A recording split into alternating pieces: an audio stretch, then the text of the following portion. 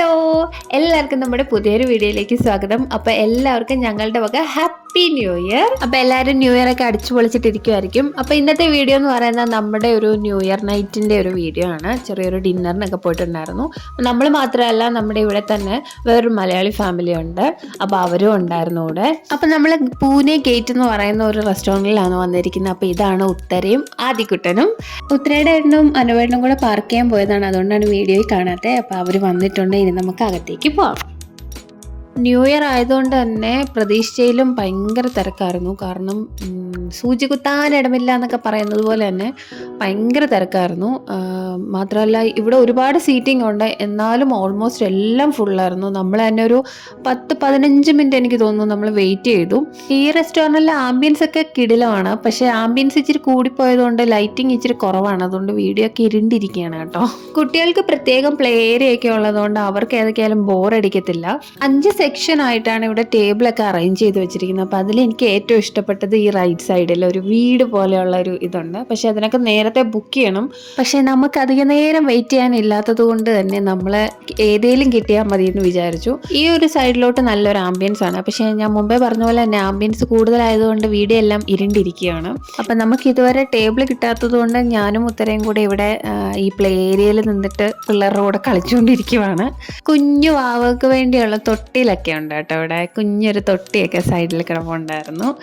അങ്ങനെ വെയിറ്റ് ചെയ്ത് അവസാനം ഞങ്ങൾക്ക് ഒരു മൂലയ്ക്കൊരു ടേബിൾ കിട്ടി ഗൈസ്. പക്ഷേ കിട്ടിയത് ഔട്ട്ഡോർ ആയിപ്പോയി. കാരണം നല്ല തണുപ്പൊക്കെ ഉണ്ട്. ആ ഒരു സമയമായപ്പോഴത്തേനും ഞങ്ങളിപ്പം കഴിക്കാതിരുന്നത് 10 മണിയൊക്കെ ആയപ്പോഴാണെന്ന് എനിക്ക് തോന്നുന്നു. അപ്പം തന്നെ ഏകദേശം അത്യാവശ്യം തണുപ്പൊക്കെ ഉണ്ടായിരുന്നു. ദച്ചുവാണെങ്കിൽ ജാക്കറ്റും ഇട്ടില്ല, ഞങ്ങളാരും ജാക്കറ്റൊന്നും ഇട്ടില്ല. ഇപ്പം തന്നെ ചെറുതായിട്ട് തണുത്ത് തുടങ്ങിയിട്ടുണ്ട്. കുറച്ച് കഴിയുമ്പോൾ എന്താവോ എന്തോ. അങ്ങനെ നമ്മളിതേണ്ട സ്റ്റാർട്ടറിനൊക്കെ പറഞ്ഞിട്ട് നമ്മളിങ്ങനെ ഫുഡ് വെയിറ്റ് ചെയ്തിരിക്കുകയാണ്. അപ്പോൾ അതിൻ്റെ സ്റ്റാർട്ടർ വന്നു. മസാല പപ്പടായിരുന്നു. സ്ഥിരം എപ്പോഴും അത് തന്നെയായിരിക്കും. അപ്പോൾ അതും മേടിച്ചു. പിന്നെ കുട്ടികൾക്ക് വേണ്ടിയിട്ട് ഫ്രഞ്ച് ഫ്രൈസും പറഞ്ഞിട്ടുണ്ടായിരുന്നു. ഡച്ചുകുട്ടിനും ആദ്യകുട്ടിനും ഇഷ്ടം കേട്ടോ ഫ്രഞ്ച് ഫ്രൈസ്, അതുകൊണ്ടാണ് അവർക്കത് പറഞ്ഞത്. പിന്നെ നമ്മൾ മെയിൻ കോഴ്സ് ഓർഡർ ചെയ്തു. റൊട്ടിയും ഞങ്ങൾ ചിക്കൻ ടിക്ക മസാലയാണ് പറഞ്ഞത്. അപ്പോൾ അവർ വെജാണ്, അതുകൊണ്ട് ഒരു മഷ്റൂമിൻ്റെ ഒരു കറിയാണ് പറഞ്ഞത്. പിന്നെ എല്ലാവർക്കും റൊട്ടിയുമാണ് പറഞ്ഞത്. പിന്നെ അങ്ങോട്ട് അതിന് വേണ്ടിയിട്ടുള്ള കാത്തിരിപ്പായിരുന്നു. കുറേ നേരം അതിനും വെയിറ്റ് ചെയ്തു. പിന്നെ അവരെ പറഞ്ഞിട്ട് കാര്യമൊന്നുമില്ല. കാരണം ഇത്രയും ആളുകൾ വന്നിട്ട് അവരെ എല്ലാം മാനേജ് ചെയ്യാൻ തന്നെ വേണം ഒരു 100 കൈയും കാലും 10 തലയും. പിന്നെ പിള്ളേർക്കെല്ലാം ഇങ്ങനെ അടങ്ങിയിരുന്ന് ശീലമില്ലല്ലോ, അതുകൊണ്ട് രണ്ടിനെയും ഫോണൊക്കെ കൊടുത്ത് കുറച്ച് നേരം പിടിച്ചിരുത്തി. ആദ്യക്കുട്ടനും ഞെളിവിരി കൊള്ളാൻ തുടങ്ങി. ഒരിടത്ത് അടങ്ങിയിരിക്കുന്ന സ്വഭാവം 2 പേർക്കും ഇല്ല. അങ്ങനെ കുറേ നേരത്തെ കാത്തിരിപ്പിന് ശേഷം നമ്മുടെ ഫുഡ് എത്തിയിരിക്കുകയാണ് ഗൈസ്. ഇപ്പോഴാണ് സമാധാനമായത്. കാരണം ഓൾറെഡി ലേറ്റായി കഴിക്കാനായിട്ട്. അപ്പം ഇനി നമുക്ക് വേഗം ഫുഡ് കഴിക്കാം.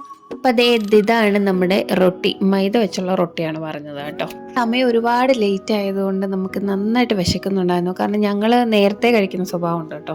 നമ്മളൊരു 7-7:30 ആകുമ്പം വൈകിട്ട് ഡിന്നർ കഴിക്കും. അതുകൊണ്ട് ഇത് 10:30 ആയിട്ടും കഴിക്കാഞ്ഞതുകൊണ്ട് നല്ല എരിച്ചിലുണ്ടായിരുന്നു വയറ്റിൽ. അപ്പം ഇതേണ്ട മഷ്റൂം കറിയാണ് അവർക്ക്. അപ്പോൾ അവർക്കത് സെർവ് ചെയ്യുവാണ്. നമ്മൾ ചിക്കൻ ടിക്ക മസാലയാണ് ഓർഡർ ചെയ്തത്. അപ്പോൾ എന്നത്തെയും പോലെ ആദ്യം മെനു കാർഡ് മൊത്തം പുതിയതൊക്കെ ട്രൈ ചെയ്യാമെന്നൊക്കെ പറഞ്ഞു അവസാനം ചിക്കൻ ടിക്ക മസാലയിൽ തന്നെ വന്ന് നിന്നു. നമ്മൾ വേറെ കുറേ വെറൈറ്റി ഒക്കെ ചോദിച്ചെങ്കിലും അപ്പോൾ അവർ പറഞ്ഞു അവൈലബിൾ അല്ലെന്ന്. കാരണം ഒരുപാട് തിരക്കായതുകൊണ്ടായിരിക്കാം ചിലപ്പം. മെനു കാർഡിൽ ഒരുപാട് വെറൈറ്റി ഡിഷസൊക്കെ ഉണ്ടായിരുന്നു. എനിക്ക് തോന്നുന്നു നോർമൽ ഡേയ്സിലൊക്കെ വന്നാൽ ചിലപ്പോൾ അവൈലബിൾ ആയിരിക്കും.